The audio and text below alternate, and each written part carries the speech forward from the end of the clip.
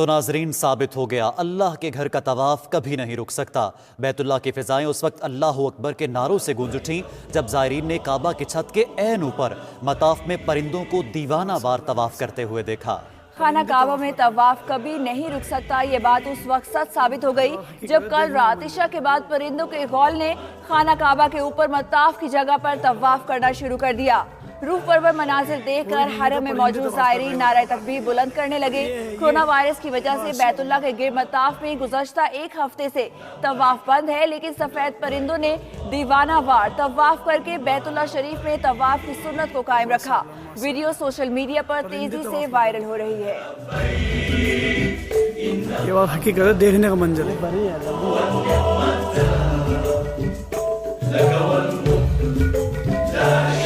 कोई नहीं है तो परिंदे तवाफ कर रहे हैं, बताओ।